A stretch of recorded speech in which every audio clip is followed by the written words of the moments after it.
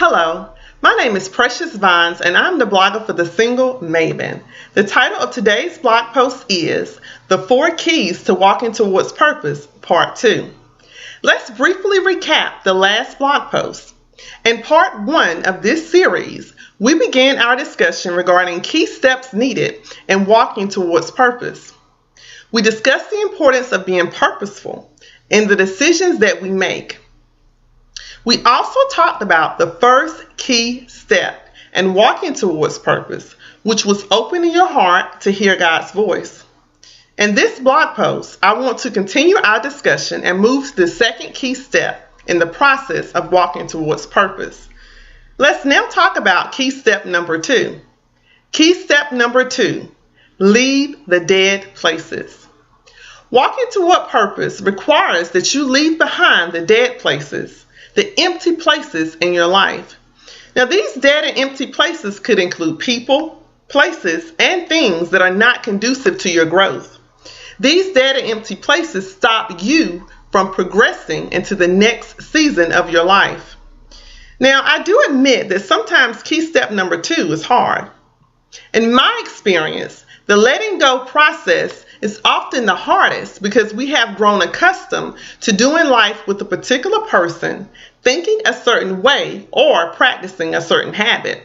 But if we're serious about progressing towards our purpose, we have to be honest with ourselves about the dead places in our lives. So, what do these dead places in our lives look like? Let's look at a few examples. Now, one example of a dead place in your life could look like a relationship that is not fruitful. Now, this relationship could be either with a friend or relative or a significant other. However, regardless of the type of relationship, the connection that you have with that person is not supporting your growth and maturity.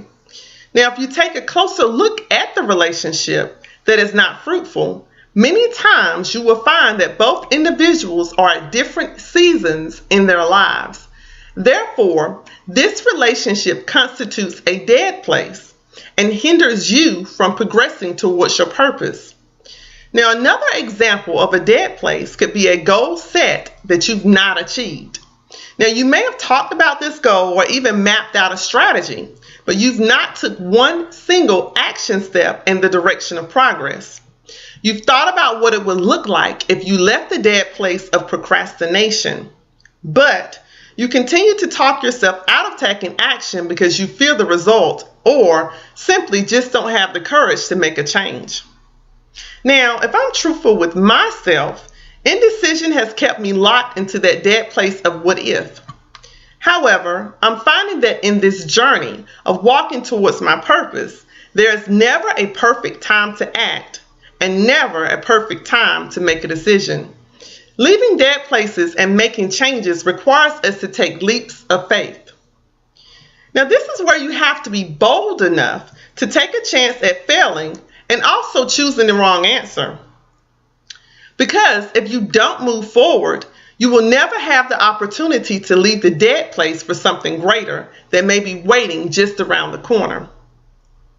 So, I challenge you this week to look at yourself in the mirror and ask this one simple question. What dead place in my life stops me from walking towards my purpose? As always, I encourage you to subscribe to this blog, The Single Maven, and share this with your network. Until next time.